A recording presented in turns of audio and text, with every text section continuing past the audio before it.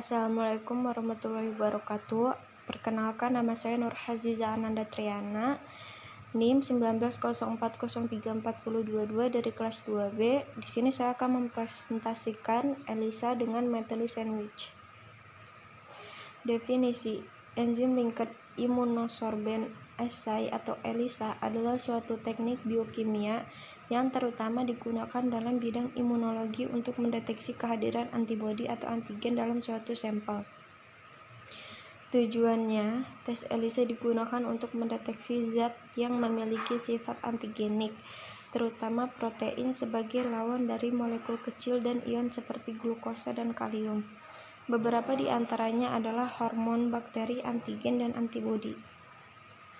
Prinsip dasarnya yaitu analisis interaksi antigen dan antibodi dengan menggunakan enzim sebagai penanda reaksi.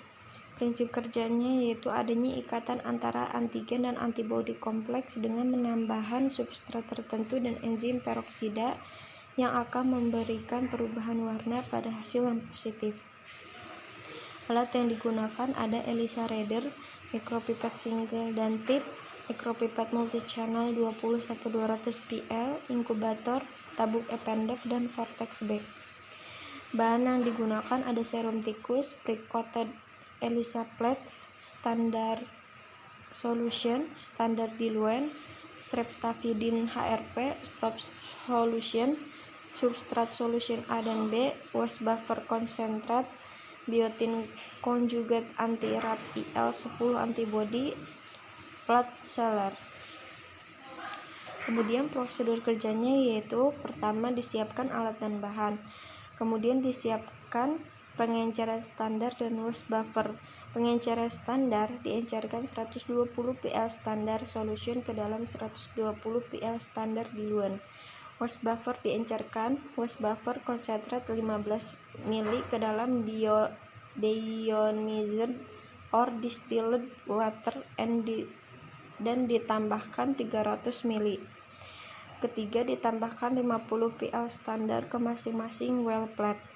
Keempat, ditambahkan 40 pl sebagai sampel ke well plate dan 10 pl antibody anti-IL-10. Kemudian tambahkan 10 pl streptavidin HRP ke well plate, sampel, dan well standar. Yang kelima, diinkubasi selama 60 menit pada suhu 37 derajat Celcius. Yang keenam, sealer dibuka dan well dicuci sebanyak 3 kali dengan waste buffer.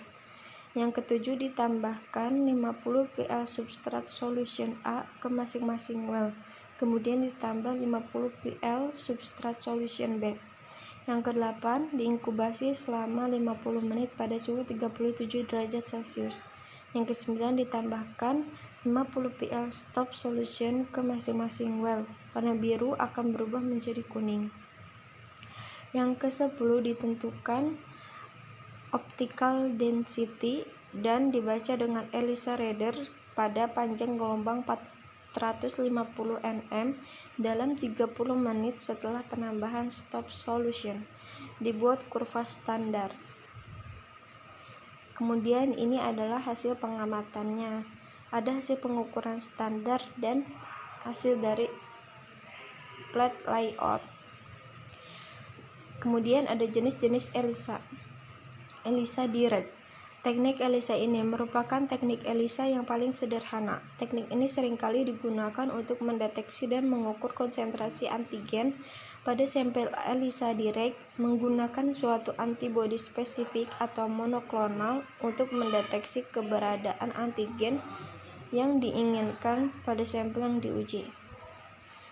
Adapun kelebihan dan kekurangan. Kelebihannya yaitu lebih sederhana, dapat diminimalisir kemungkinan terjadinya kegagalan akibat reaksi silang, kemudian lebih cepat karena menggunakan satu antibodi.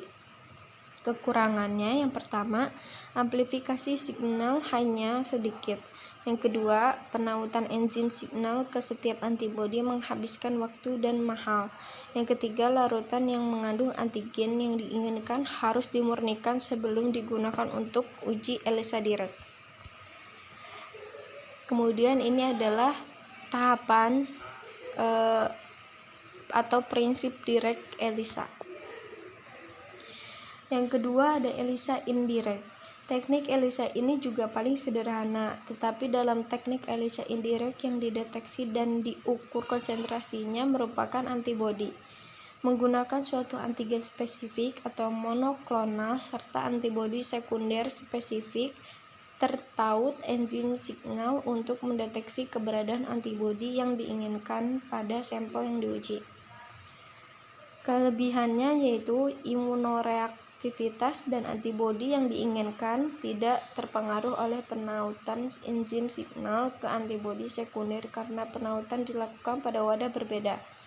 Yang kedua, variasi antibodi sekunder yang terjual secara komersial. Kekurangannya yaitu membutuhkan waktu pengujian yang relatif lebih lama daripada ELISA direct. Ini adalah tahapan dari indirect ELISA. Yang ketiga ada ELISA sandwich. Teknik ELISA jenis ini menggunakan antibodi primer spesifik untuk menangkap antigen yang diinginkan dan antibodi sekunder tertaut enzim signal untuk mendeteksi keberadaan antigen yang diinginkan.